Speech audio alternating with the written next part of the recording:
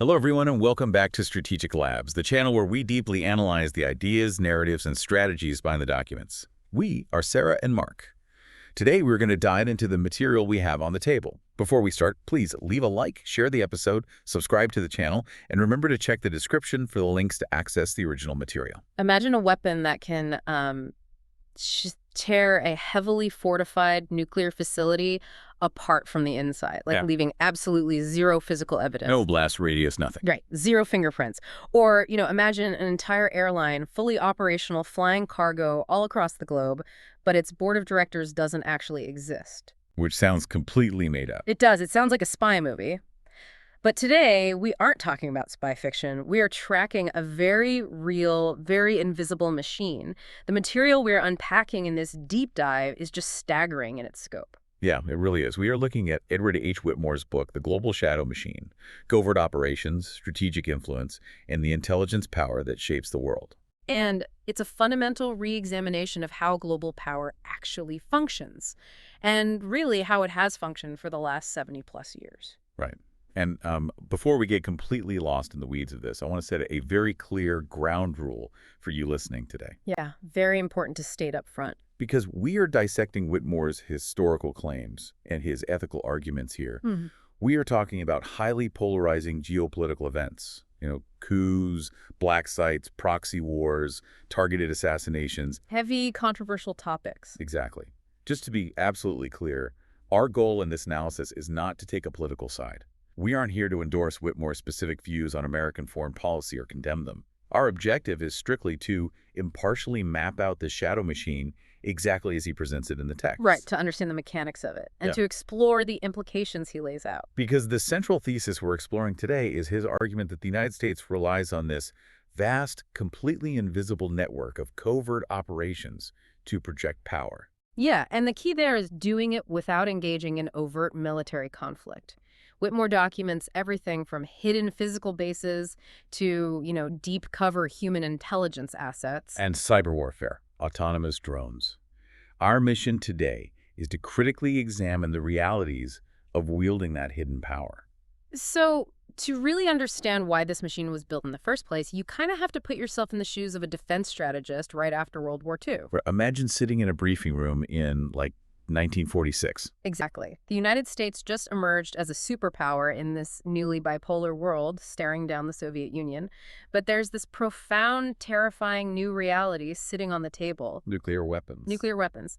The sheer devastation of the Second World War, capped off by the atomic bomb, meant that traditional large-scale warfare now carried the literal risk of ending human civilization. Which is a pretty big deterrent. Yeah, a massive one. Whitmore argues that at this exact moment, overt military capabilities rapidly became a massive strategic liability. Because of what he calls the costs of visibility. Right. Exactly. We saw this historically, and it really shaped the thinking of the intelligence architects of the Cold War. When a nation intervenes overtly, like when it sends uniformed troops across a border, it invites immediate international condemnation. You risk UN sanctions. Right, and it hands this massive, easily digestible propaganda victory to your rivals. Plus, overt actions generate intense domestic dissent. I mean, if you look ahead to the Vietnam War, the visible, televised horrors of that conflict just fractured public trust. It damaged the nation's global standing for generations. Exactly. When you act in the open, you give your adversaries a clear target, both militarily and politically. I want to pause on this concept of the costs of visibility, because it brings up the strategic doctrine of plausible deniability, which is really the engine of this entire book. It absolutely is. To me, relying on covert action is, it's a bit like playing chess with a siren attached to every single piece. That's a great way to put it. Right. If you play overtly, every move you make is a massive public spectacle. Your opponent sees the move, the audience sees the move, everyone can react. So the intelligence community basically decides to turn the siren off, turn the lights out, and move the pieces in the dark. And that's plausible deniability in a nutshell. But here's the question that I keep coming back to in this text. Does the reliance on plausible deniability inherently damage a democracy's moral high ground? Or is it, simply the only pragmatic way a nation can survive when its primary enemy is armed to the teeth with nuclear warheads? See, that is the defining tension of this entire analysis. Whitmore doesn't offer a simple yes or no answer, but he really lays out the mechanics of the dilemma. Right. On one hand, operating in the shadows entirely bypasses the democratic processes of oversight and public accountability. It operates in a vacuum of consent. Exactly. It allows the executive branch to take lethal or disruptive actions that the public might vehemently oppose if they actually knew about them. Because if you have to ask Congress for permission to overthrow a government, it's not a secret anymore. Right, the secret's out. But the realpolitik argument, the pragmatic counter-argument that Whitmore documents, is that in a world where your primary adversary is actively working to subvert your allies through covert means, playing by the rules is a losing game. Adhering strictly to transparent diplomacy is essentially volunteering for strategic defeat. Yeah, plausible deniability acts as a vital pressure valve. It allows nuclear superpowers to clash, to resolve disputes over resources without ever crossing the threshold into an existential nuclear exchange, They can fight a war without formally declaring one. which keeps the missiles in their silos. Okay, so assuming that logic holds, once that decision was made that the shadows were the only viable arena, you can't just wish it into existence. The United States had to actually build the physical infrastructure to support it. And Whitmore's documentation of this is where the book gets really fascinating, because it's just so incredibly granular. We aren't talking about a few spies meeting in dark alleys wearing trench coats. No, not at all. We are talking about the construction of a sprawling, permanent architecture of global covert reach.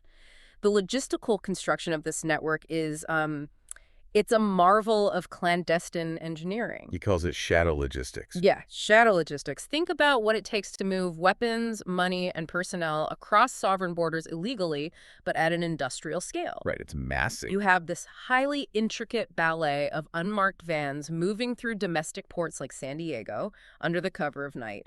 You have a massive web of shell companies created purely to wash money and hide paper trails. Let's actually break that down for a second. Let's say you are the CIA in the 1960s, and you need to fly untraceable weapons into a hot zone. You can't just use a U.S. Air Force C-130. No, everyone would see the flag on the tail. Exactly. So Whitmore talks about ghost airlines. How did that actually work mechanically? Like, how do you hide an entire airline? It's an incredible shell game. To build a ghost airline, the intelligence agency uses proxy lawyers to incorporate a civilian aviation company, maybe registering it in a state or country with very loose corporate transparency laws. Okay, so on paper it looks legit. Completely legit. They install a board of directors made up of people who either don't exist or they're paid assets who have no actual ties to the government. Then they lease civilian aircraft through a secondary set of shell companies. They hire freelance pilots, sometimes not even telling the pilots who is actually signing their checks. That is wild. So if the plane crashes, If that plane goes down in hostile territory and investigators look at the tail number, the paper trail leads to, like, a random agricultural export startup in Ohio, not to military headquarters in Washington. the level of compartmentalization is just staggering. But then you run into the paradox of what Whitmore calls the permanent base. Right. Because you have this incredibly fluid, invisible logistics network, but eventually planes have to land. Analysts need a physical place to sit. Yeah. So you have these facilities that must remain completely invisible, yet they are permanently rooted in physical locations to support this nonstop stream of activity. Whitmore paints this incredibly vivid picture to illustrate this paradox. He describes a decommissioned airstrip in Southeast Asia. Officially, on paper, it's a forgotten relic, cloaked in dense jungle. Maybe occasionally used by crop dusters or something. Yeah, but beneath that camouflage, beneath the rusting corrugated roofs, it is secretly teeming.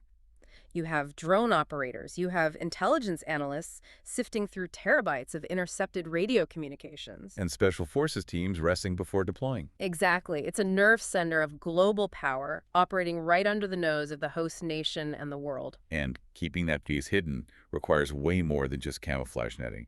It requires a human element, which honestly seems like the most fragile part of the entire machine. It definitely is. The United States could not build this shadow empire in total isolation. Whitmore details the deep, often deeply fraught alliances with foreign intelligence services. The human architecture is incredibly delicate. The network relied heavily on cultivating local assets.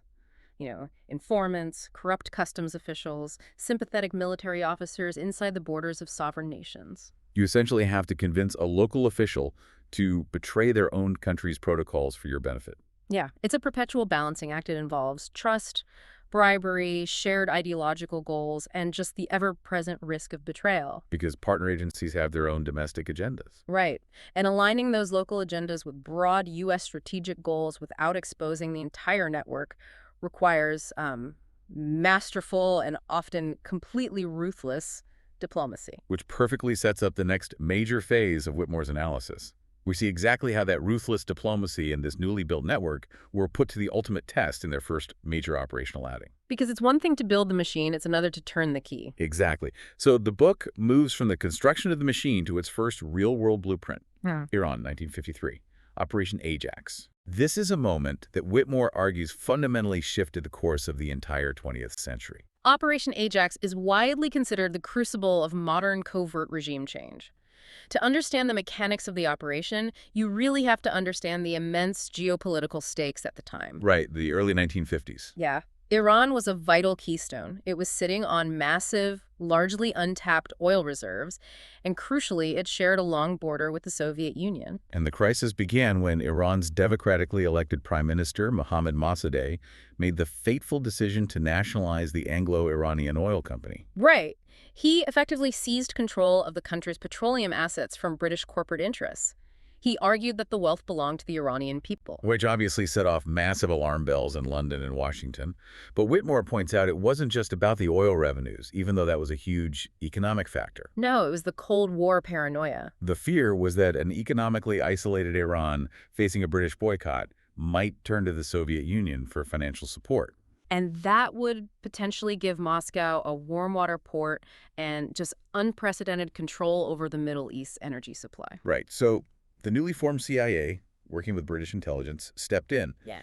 But the tactics they used, I mean, they didn't send in the Marines. The strategy was astonishingly comprehensive. It was a total paradigm shift in how warfare was conducted. Operation Ajax was not a simple assassination plot or a traditional military invasion. It was a highly sophisticated, multi-layered fusion of psychological warfare, economic destabilization, and staged violence. They didn't just want Mossadegh gone. They wanted the Iranian people to demand his removal. Exactly. Let's get into the mechanics of that, because this is where the how is so important. Right. How do you manufacture a national crisis out of thin air? Whitmore breaks down the steps meticulously. First, the CIA orchestrated a massive propaganda campaign. They strategically bribed Iranian politicians, religious clerics, and newspaper editors. Just flooded the local media with planted articles. Right, painting Mossadegh as corrupt, anti-Islamic, and secretly aligned with communist agitators. They basically created a false narrative of impending economic doom. And then they took it off the page and put it into the streets. This is the part that is honestly chilling to read. They literally hired street gangs and provocateurs. Paid them in cold, hard cash. Yeah, paid them to stage violent riots in Tehran.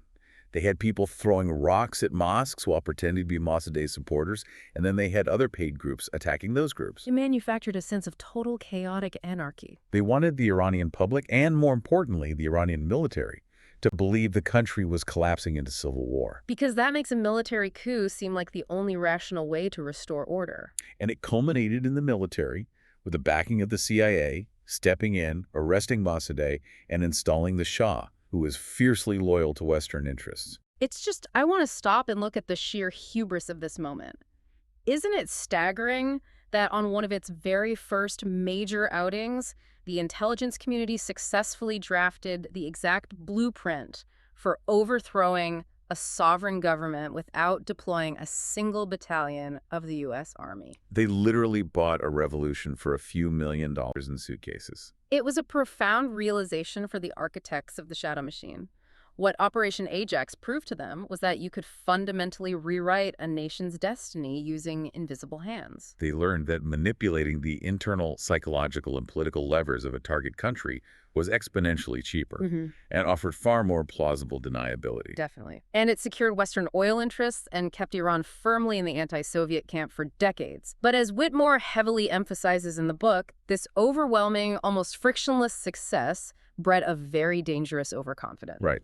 Because it works so seamlessly in the Middle East, the intelligence community immediately looked to apply this exact same template to the United States' own backyard. Which brings us to a massive section of the book, the Latin American crucible. Throughout the Cold War, the psychological driver of U.S. foreign policy was the fear of the domino effect. The domino effect was the prevailing theory that if one country in a region fell to communism, its neighboring countries would inevitably follow, just toppling one by one. And this fear drove extensive, relentless, and often brutal interventions across Central and South America. The pattern established in Iran was almost immediately replicated the very next year in Guatemala in 1954. Under an operation codenamed PBS Assess. Right. The target in Guatemala was President Jacobo Arbenz. And Whitmore points out a crucial similarity to Mossadegh here. Yeah, Arbenz wasn't necessarily a hardline Soviet-backed communist. He was a nationalist pursuing domestic agrarian reform. He wanted to buy back unused land and give it to local farmers. But his policies directly threatened the massive, highly lucrative land holdings of the American-owned United Fruit Company. And because of the intense Cold War paranoia, any threat to American corporate interests was easily framed as a communist incursion. So the CIA deployed the Ajax playbook, but they scaled it up. They used propaganda, but they also funded and trained a proxy rebel force. And again, the mechanics of how they did this without starting an overt war are fascinating. How did they convince the Guatemalan military to betray their own president? It was an absolute masterclass in psychological operations. The CIA set up a clandestine radio station that broadcasted into Guatemala, claiming to be the voice of a massive, heavily armed rebel uprising. Wow, and they jammed the government's own radio frequencies. Right. They flew unmarked planes over the capital, dropping leaflets and occasionally small explosives. They created this overwhelming illusion that a massive U.S.-backed invasion was already underway. And that resistance was futile. Exactly. They convinced the Guatemalan military high command that if they didn't oust Arbenz themselves, the U.S. military would come in and destroy them. And it worked. The military folded, Arbenz fled, and he was replaced by a military dictator. But Whitmore details how the scale of intervention only expanded and darkened from there. You have the 1964 military coup in Brazil that ousted João Goulart. And then we reach what Whitmore describes as the horrifying apex of coordinated covert action in the 1970s and 80s, Operation Condor. Operation Condor is a critical evolution in the shadow machine. It represents a shift from localized, country-specific regime change to a transnational apparatus of political repression. It wasn't just the CIA acting alone here. No, it was a formalized, highly organized collaboration between several right-wing military dictatorships in South America, countries like Chile, Argentina, Brazil, Paraguay, and Uruguay. And what was the U.S. role in this? Because Condor wasn't an American invention, right? Right. It was initiated by the South American regimes. But Whitmore documents how it operated with the tacit approval, the advanced intelligence sharing, and the logistical support of the United States intelligence apparatus. It basically functioned as a borderless assassination and intelligence gathering network. The regimes agreed to track down, kidnap, torture, and assassinate political dissidents, leftists, union leaders, and anyone deemed subversive, even if they fled across borders into neighboring countries. Like if an Argentine dissident fled to Chile, Chilean forces would capture them and hand them back, or simply eliminate them. Exactly. This brings up another massive moral complexity that Whitmore highlights. In its absolute desperation to contain Soviet influence at all costs, the United States frequently equated basic social reform, student protests, or labor movements with hardline Soviet-directed communism. By viewing the entire world through that strict binary ideological lens, the shadow machine actively empowered death squads and military juntas. They essentially traded the core democratic ideals they were supposedly defending for cold geopolitical control. And Whitmore insists we have to look objectively at the long-term legacy of those actions. Yes, one could argue that from a strictly realpolitik perspective, these covert interventions achieved their short-term goals. They prevented Soviet military footholds in the Americas. But the cost was catastrophic. Beyond catastrophic. Right. They fostered decades of severe civil strife, they entrenched brutal authoritarianism, and they decimated entire generations of political thinkers, journalists, and reformers. Furthermore, it created a lingering, deep-seated, and entirely justified distrust of the United States throughout the region. That legacy of suspicion and instability complicates diplomatic, economic, and immigration policies in the Western Hemisphere to this very day. It is a stark reminder that covert actions leave invisible but permanent scars on a society. But while the U.S. was locking down the Western Hemisphere with coups and proxy regimes, an entirely different, much more chaotic form of shadow war was boiling over in the Pacific. Whitmore pivots the book to Southeast Asia, where covert escalation ran parallel to the very overt, very public, and very bloody Vietnam War. Southeast Asia is a crucial chapter in Whitmore's analysis because it demonstrates the absolute limits and the highly volatile nature of covert proxy warfare. Right, a coup in a capital city is one thing, a jungle insurgency is another. While the entire world watched the conventional military struggle in Vietnam on their nightly news, the CIA was quietly waging a massive, largely unacknowledged secret war next door in the mountains of Laos. And the objective there was entirely logistical initially. The U.S. wanted to disrupt North Vietnamese supply lines running down the Ho Chi Minh Trail, and they wanted to combat the communist Pathet Lao forces. But they had a massive problem. Officially, under international agreements, Laos was a neutral country. Right. The U.S. military could not legally operate there in large numbers without triggering a massive international incident. So how do you fight a war in a country you aren't legally allowed to be in? You build a proxy army. To achieve this, the intelligence community turned to indigenous forces. Specifically, the CIA recruited, trained, funded, and armed the Hmong people. The Hmong were an ethnic minority living in the Laotian highlands. Yeah. They knew the incredibly rugged, mountainous terrain intimately, and they were fierce fighters with their own reasons to oppose the communist forces. They became an indispensable force multiplier. This allowed the United States to project lethal, sustained military power into a region where an official military footprint was politically impossible. The mechanics of arming a proxy force of that size secretly are just mind-boggling. We go back to those ghost airlines we talked about earlier. Right. Whitmore details how airlines like Air America, which was secretly owned by the CIA, were flying in tons of weapons, food, and supplies to these remote mountain airstrips every single day, completely off the books. Exactly. The use of the Hmong fighters highlights a core tenet of the global shadow machine, the reliance on local actors to bear the brunt of the kinetic violence. It provides the ultimate deniability for the superpower and heavily limits American casualties. Concurrently, Whitmore notes that Southeast Asia became a massive testing ground for advanced intelligence gathering. Intercepted radio transmissions, early code-breaking efforts, and deeply embedded local informants gave U.S. forces incredible tactical advantages, allowing them to map enemy movements and direct devastating covert airstrikes. But this raises a major point of pushback against the whole doctrine of shadow warfare, and it's something Whitmore really wrestles with. Right. If the ultimate goal of the covert machine is to control outcomes without getting dragged into overt conflict, didn't Southeast Asia prove that the exact opposite happens? Doesn't relying on proxy wars and covert intelligence inevitably create a slippery slope? Seems like it easily spirals out of control, pulling you deeper into the exact quagmire you were trying to avoid. That is the tragic paradox of the secret war in Laos.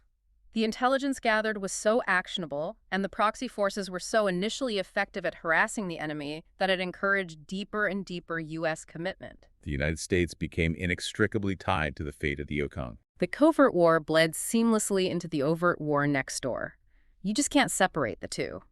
And tragically, when the U.S. eventually withdrew from the region after the fall of Saigon, the proxy forces, the Hmong, were largely abandoned to face devastating reprisals from the victorious communist forces. It demonstrated that covert actions, no matter how invisible or legally deniable, create physical realities and deep moral obligations.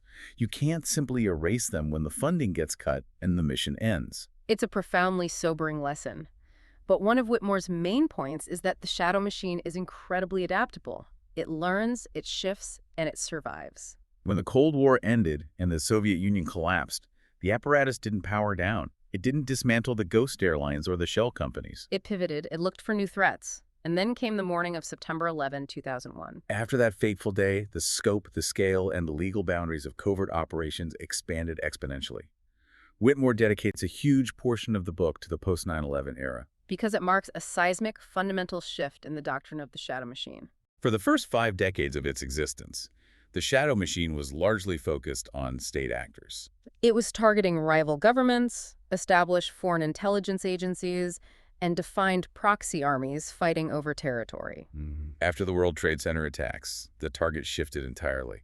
The enemy was now a borderless, highly decentralized terrorist network, Al-Qaeda, that operated simultaneously within the civilian populations of dozens of countries. And the immediate response from the U.S. government required an unprecedented level of urgency. Whitmore details how this led to a complete blurring of the lines between intelligence gathering, law enforcement, and military action. Let's look at one of the most controversial adaptations he covers, the creation of black sites. Black sites were a physical manifestation of this new era. These were extrajudicial detention facilities scattered across the globe. They were hidden in allied countries, sometimes in Eastern Europe, sometimes in the Middle East, or in remote, undisclosed locations completely off the grid. I want to make sure we clearly explain the concept of extrajudicial here, because this isn't just about hiding a prison from the public. It's about hiding it from the law. That is the crucial distinction. The operational logic behind the black sites, as argued by the intelligence community at the time, was driven by the perceived absolute necessity to extract actionable intelligence from high-value detainees instantly to prevent another imminent attack. They believed they could not do this within the constraints of the U.S. judicial system or international legal frameworks like the Geneva Conventions. Right. So if you hold a prisoner on U.S. soil, they are subject to habeas corpus. They have the right to see a judge, to know what they are charged with, and they cannot be subjected to cruel and unusual punishment. By operating in these invisible vacuums overseas, the intelligence community bypassed habeas corpus entirely. Detainees officially did not exist in any legal system. And this legal black hole allowed for what the government termed enhanced interrogation techniques, which included waterboarding, sleep deprivation, and stress positions. These were methods that sparked immense global outrage and intense internal legal debate when they were eventually brought to light years later. This brings us to a massive ethical dilemma, one that Whitmore positions as central to the modern shadow machine. By creating these invisible prisons and operating entirely outside the rule of law, did the covert machine risk destroying the very democratic values it was ostensibly built to protect? Think about it. If a democracy decides it must suspend its core legal principles in the shadows to guarantee its physical safety, what exactly is it saving? That question tore through the fabric of the American political and legal identity. The defenders of the program argued that the unprecedented existential threat of another catastrophic mass casualty terror attack justified these extreme extra-legal measures. That the old rules simply didn't apply to this new kind of enemy. Civil libertarians and human rights advocates countered that sacrificing human rights and due process fundamentally eroded the nation's moral standing. Furthermore, they argued it provided massive propaganda victories for the very terrorist networks they were fighting, aiding their recruitment. It highlighted the danger of normalizing a state of exception, where the government claims the rules simply do not apply if the threat is deemed severe enough. And while the black sites represented the darkest, most visceral extremes of physical covert action in the war on terror, another technology was quietly emerging that would revolutionize how the shadow machine delivered lethal force. Let's talk about the rise of drone warfare. Whitmore traces the incredible evolution of drones. Initially, in the 1990s and early 2000s, unmanned aerial vehicles like the Predator were purely surveillance tools. They were just flying cameras, basically. Yeah, loitering over battlefields to provide intelligence. But the shadow machine quickly realized their potential. They strapped Hellfire missiles to them. They evolved from flying binoculars into instruments of targeted, remote execution. And they were deployed extensively in places where the U.S. was not officially at war. Places like Pakistan, Yemen, and Somalia. Drone warfare fundamentally altered the historical laws of armed conflict. Traditionally, if you wanted to strike a target in a sovereign country, you had to send a bomber, which risked a pilot being shot down. Or you launched a cruise missile, which is a massive, highly visible escalation. Drones allow the United States to project lethal power constantly, maintaining a persistent, invisible threat and eliminating targets with surgical precision, all while officially maintaining plausible deniability because there were no boots on the ground. But beyond the geopolitical advantages, Whitmore focuses on how drones introduced the democratization of the kill chain. Yes, the psychological dissociation of remote warfare. It's a profound shift in human history. You have drone operators sitting in air-conditioned trailers on military bases in Nevada. They are staring at screens, making life-or-death decisions, and firing missiles at human targets thousands of miles away. And then, at the end of their shift, they clock out, get in their cars, and go have dinner with their families in the suburbs. It completely removes the physical risk for the attacker. And Whitmore argues that when you completely remove the physical risk, you inherently lower the psychological and political threshold for using lethal force. Absolutely. When a president or a general doesn't have to worry about the political fallout of American body bags returning home draped in flags, they face far less domestic friction when authorizing lethal strikes. Drones allowed the U.S. to enforce its will silently and continuously. But the dissociation you mentioned works both ways. It sanitizes the violence for the aggressor, turning warfare into a video game interface. But for the populations living under the drone flight paths in Waziristan or Yemen, it creates a persistent, terrifying, deeply traumatizing reality of unseen death raining down from a clear blue sky. It is a terrifying evolution of the machine. But as Whitmore points out as we move into the final sections of the book, the physical dissociation of remote drone strikes was really just the precursor to a totally bloodless, yet potentially even more globally destructive form of invisible warfare. We have to talk about how the shadow machine fully transitioned into the digital realm. Cyber operations and mass surveillance without borders. If the Cold War was defined by physical proxy armies in the jungle, and the war on terror was defined by drones and black sites, Whitmore argues that the modern era of the shadow machine is defined entirely by data and code. And the absolute watershed moment for offensive cyber capabilities, the digital operation Ajax, if you will, was Stuxnet. Stuxnet is mind-blowing. When you read Whitmore's breakdown of it, it sounds like science fiction. We are talking about the audacity to attack Iran's nuclear program, not with an F-16 airstrike, not with a covert commando raid, but with a self-replicating digital weapon. To understand the genius and the terror of Stuxnet, you really have to look at the target.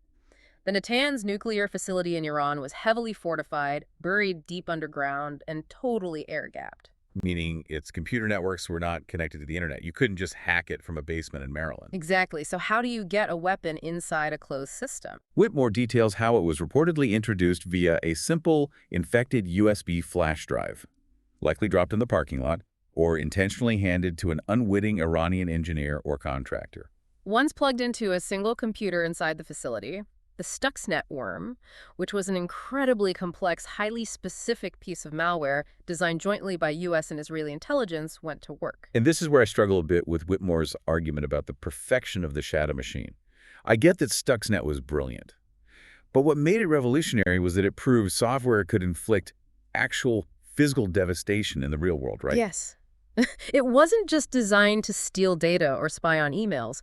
The worm specifically hunted for the programmable logic controllers, the PLCs that managed the uranium enrichment centrifuges. Once it found them, it subtly, intermittently altered the spinning speeds of the centrifuges. It spun them too fast, then too slow, causing the delicate machinery to literally tear itself apart from physical stress. And the most insidious part is that while it was destroying the machines, the code sent perfectly normal diagnostic readings back to the Iranian scientists' monitors. They thought their equipment was just faulty. They had no idea they were under a targeted attack until the centrifuges were ruined. It is the ultimate evolution of the covert operation.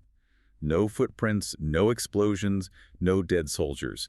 Just lines of code quietly destroying a rival nation's strategic infrastructure. But going back to my pushback, if Stuxnet was so brilliant and so untraceable, why do we all know about it today? We are sitting here talking about it. Whitmore is writing books about it. Doesn't the fact that the code eventually escaped the facility, spread across the internet, and was analyzed by civilian cybersecurity firms prove that digital plausible deniability is actually a myth? You can't keep code in a box forever. That is exactly the double-edged sword of digital weapons that Whitmore highlights. Once you deploy malware, it exists in the wild. It can be captured, reverse engineered, and potentially turned back against you. But the intelligence agencies argued that the short-term tactical victory delaying Iran's nuclear program by years was worth the long-term risk of the code being discovered. And the digital shadow machine isn't just about offensive sabotage like Stuxnet. It's equally about omnipresent observation. Whitmore dedicates a huge section to the infrastructure built for mass data gathering and surveillance, and the scale is almost incomprehensible. We are talking about massive, windowless server complexes in the middle of the desert, silently intercepting and scanning billions of pieces of digital metadata globally every single day. Let's do a quick explainer on metadata, because it's a term thrown around a lot. What does that actually mean in the context of surveillance? Good point. Metadata isn't necessarily the content of your phone call or the text of your email. It's the data about the data. Right. It's who you called, exactly what time you called them, how long you spoke, and the geographic location of your phone when you made the call. It seems harmless, but Whitmore explains that if you collect enough metadata on a population, algorithms can build a perfectly accurate map of human networks, habits, political affiliations, vulnerabilities, all without ever needing to listen to a single conversation. And the sheer terrifying scale of this dragnet collection came crashing into public view a decade ago with whistleblowers like Edward Snowden. The revelations showed that the intelligence community wasn't just monitoring foreign adversaries or suspected terrorists. The dragnet was sweeping up the digital lives of allied world leaders and millions of ordinary citizens. This created a profound ongoing tension between the legal frameworks designed to oversee the shadow machine, like the Foreign Intelligence Surveillance Act, or FISA courts and the fundamental democratic right to privacy. Let's explain FISA really quickly. The FISA court is a secret federal court in the U.S. established to grant warrants for intelligence agencies to surveil suspected foreign spies or terrorists inside the United States.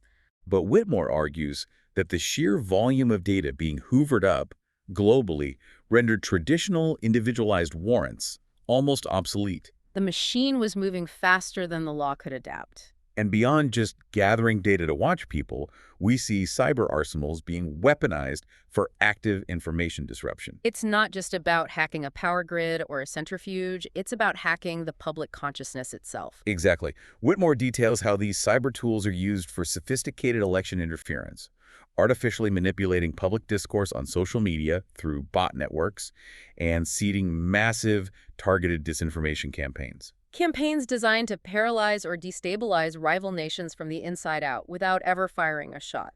And what's fascinating and deeply risky is what Whitmore calls the attribution problem. The attribution problem is the fog of war in cyberspace. In the physical world, if a cruise missile strikes a building, you can track its radar trajectory, examine the shrapnel, and determine exactly who fired it.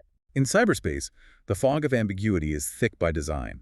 Attackers intentionally route their operations through hijacked, innocent servers in neutral countries. They use false digital flags, inserting code that makes it look like Russian hackers did it when it was actually Chinese hackers or vice versa. And they deploy what are called zero-day exploits. Let's pause for a second.